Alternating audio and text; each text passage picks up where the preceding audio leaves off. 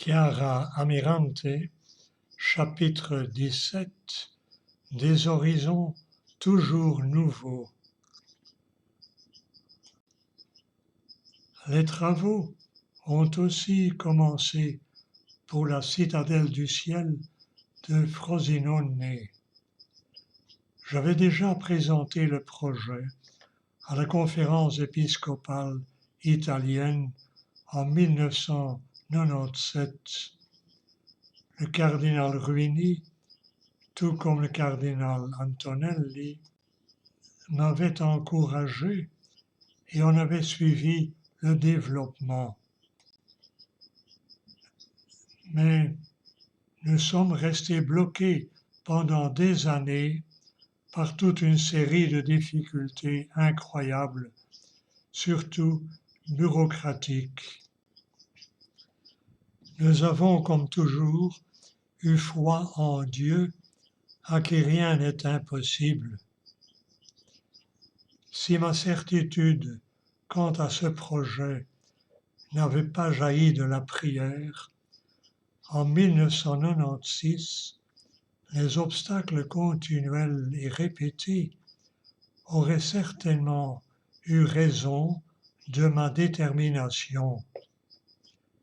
Mais quand bien même toutes les voies semblaient fermées, j'ai toujours eu dans le cœur l'impression que Dieu rendrait possible cette entreprise, quoique à des années-lumière de nos pauvres moyens.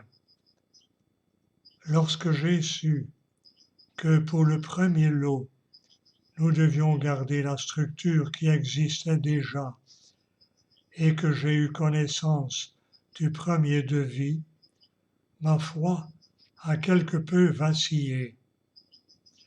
Nous vivions complètement abandonnés à la providence.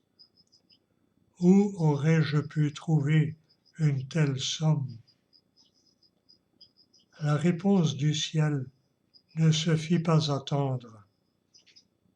La présidence de la conférence épiscopale italienne retint Cittadella Cielo parmi les quelques projets sélectionnés comme priorité nationale et décida d'attribuer un financement substantiel en plusieurs tranches.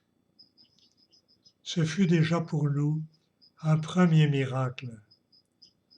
Mais par la suite, les difficultés politico-bureaucratiques continuelles me poussèrent tellement à bout que la tentation fut grande de tout abandonner. Entre-temps, ma santé aussi s'était gravement détériorée. Survint alors un énième obstacle qui semblait rendre le projet irréalisable. J'étais ce jour-là au fond de mon lit, sans même la force de me lever, avec des anomalies cardiaques préoccupantes. J'ai téléphoné à Don Salvatore, devenu évêque de Frosinone, et je lui ai exprimé mon intention. Ad impossibilia nemo tenetur. À l'impossible, nul n'est tenu. Mais l'évêque m'invita à ne pas renoncer. Puisque cette œuvre était voulue par le Seigneur, il fallait donc lui faire confiance. Il ouvrirait certainement une voie. En dépit de ces encouragements, j'étais absolument exténué et je me sentais totalement incapable d'affronter et de mener à bien une nouvelle entreprise aussi difficile. Lors de cette crise, j'ai demandé un jour au Seigneur, dans la prière, un signe de confirmation parce que je n'avais vraiment plus de force. Aussitôt après, un arc-en-ciel a illuminé ma chambre. Je n'en croyais pas mes yeux. J'ai regardé dehors. Le ciel était limpide, pas un nuage. Il n'avait même pas plu. Or, Nuovi Horizonti a toujours eu pour symbole l'arc-en-ciel, parce qu'il unit la terre au ciel et qu'il symbolise l'alliance de Dieu avec l'homme. Évidemment, je suis resté sans voix devant cet arc-en-ciel qui étincelait au beau milieu de ma chambre. À ce moment-là, Polo est entré dans la pièce. C'est lui qui s'était proposé pour être mon garde du corps, quand l'évêque m'avait recommandé de toujours sortir accompagné, suite aux menaces de mort que j'avais reçues à Trigoria. Il n'arrivait pas non plus à s'expliquer le phénomène. D'abord, il tenta de bouger les rideaux en étudiant toutes les sources de lumière pour trouver une explication plausible à ce magnifique arc-en-ciel. Après différentes tentatives, l'arc-en-ciel disparut et Polo se retourna vers moi. Nom d'une pipe, tu ne vois pas que c'était un signe du ciel? Maintenant, à cause de mon manque de foi, il a disparu. Tu sais ce que je vais faire? Je vais sortir de ta chambre. Ça le fera peut-être revenir. Son exclamation m'avait fait sourire et j'étais vraiment interloqué devant ce mystérieux arc-en-ciel qui pour moi était sans l'ombre d'un doute l'extraordinaire réponse à mon découragement. Quelques secondes plus tard, Polo passa la tête par la porte et me dit à voix basse: « Hé, Chiara, tu as vu? J'avais raison. Il a suffi que je sorte pour que l'arc-en-ciel revienne. » Incroyable! L'arc-en-ciel était à nouveau au milieu de ma chambre, encore plus beau et resplendissant qu'avant.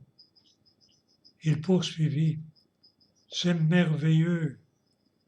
Ça ne peut être qu'un signe du Seigneur. Il veut te dire quelque chose. » C'est ainsi que je me suis décidé à ne pas capituler. Et en l'espace d'une dizaine de jours, les circonstances qui avaient bloqué le permis de construire pendant au moins 2 ans et qui semblaient sans issue se sont arrangées. Restait toutefois l'épée de Damoclès de la question financière. Il fallait rajouter rapidement 1 million d'euros à la première tranche que nous donnait la conférence épiscopale. Depuis quelques mois, le gestionnaire d'une entreprise nous prêtait main forte pour la partie administrative. C'était un homme très capable, touché par notre œuvre, mais un peu éloigné de la foi. Avant de commencer à examiner nos comptes, en bon comptable, il m'a demandé quels étaient les postes du bilan, sur quel revenu stable nous pouvions compter et quel business plan nous avions établi pour Cittadella Cielo. J'ai cherché à expliquer le plus clairement possible à cette personne qui se disait agnostique le rôle de la Providence dans tout cela. Mais il me regardait comme si j'étais une martienne. Petit à petit, il se rendit compte qu'effectivement, la Providence agissait et il en était de plus en plus étonné. Puis il avait été rassuré de voir toutes les personnes qui nous voulaient du bien et dont l'aide ne nous faisait pas défaut. Il restait cependant soucieux de trouver ce million d'euros manquant. Nous reçûmes alors un appel téléphonique qui lui redonna le sourire.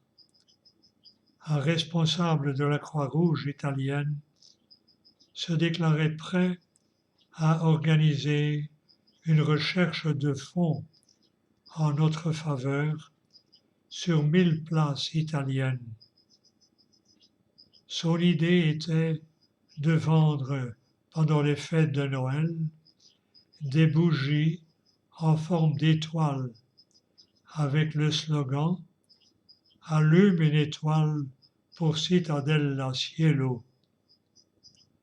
Mais 20 jours avant la date prévue, alors que nous avions déjà fait fabriquer les centaines de milliers de bougies qui nous avaient été commandées, on nous fit savoir que seule une vingtaine de places seraient finalement couvertes au lieu des 1000 promises. Il s'en fallut de peu que notre administrateur fasse un infarctus, d'autant plus qu'avant de nous lancer dans l'achat des bougies, nous avions demandé à ce responsable de la Croix-Rouge une confirmation écrite de leur engagement. C'est alors que le gestionnaire prononça un vœu devant les jeunes. Si nous réussissons au moins à rentrer dans nos frais, il se prosternerait dans la chapelle devant le Saint-Sacrement en disant « Seigneur, jusqu'ici, je n'avais rien compris, mais maintenant, je crois. » Et en effet, avec les amis de Nuovi Horizonti, nous avons réussi, en occupant 300 places, à couvrir nos dépenses, en dégageant même un petit bénéfice. Mais le problème du million d'euros n'était toujours pas résolu. Quelques jours plus tard, en la fête du baptême de Jésus, nous étions tous à une retraite spirituelle pour fêter un anniversaire important de la communauté. Notre administrateur, quant à lui, était rentré dans sa famille, à Pescara, pour le week-end. C'était dimanche, et en consultant le relevé de compte sur le site de la banque en ligne, il trouva un virement d'1 million d'euros. Très inquiet, il me téléphona parce qu'il était convaincu qu'il s'agissait d'une erreur. Quelqu'un avait dû mettre un zéro en plus. Le lendemain matin, le bienfaiteur contacté confirma qu'il ne s'était absolument pas trompé. Or, il ne pourrait pas savoir que nous avions précisément besoin d'1 million d'euros. Quand notre administrateur est rentré à Pidlio, les jeunes l'ont pris par les épaules, l'ont emmené en procession dans la chapelle, et à partir de ce jour, il a lui aussi entrepris un chemin spirituel jusqu'à donner sa vie au Seigneur en tant que piccolo della gioia, petit de la joie, marié en faisant les promesses propres à la communauté. C'est ainsi que nous continuerons d'avancer, confiants dans la providence. Nous avons vraiment de gros besoins financiers pour soutenir les centres d'accueil, toutes nos activités, ainsi que les citadelles. Mais chaque jour, nous contemplons émerveillés les miracles de la providence. Au début, j'avais du mal à croire que grâce à la providence, nous réussirions à pourvoir aux besoins des 25 premiers jeunes accueillis à Trigoria. Le premier devis de 20 millions de lire par mois pour soutenir la communauté de Trigoria m'était apparu complètement exorbitant, hors de portée. Et pourtant, la Providence a toujours été très fidèle. Elle a toujours su nous surprendre. Aujourd'hui, je crois sans peine que la Providence nous soutiendra miraculeusement, mois après mois. Fin du chapitre 17, première partie, des horizons toujours nouveaux. Prions le Seigneur. Oui, Seigneur, donne-nous la foi en la providence. Amen.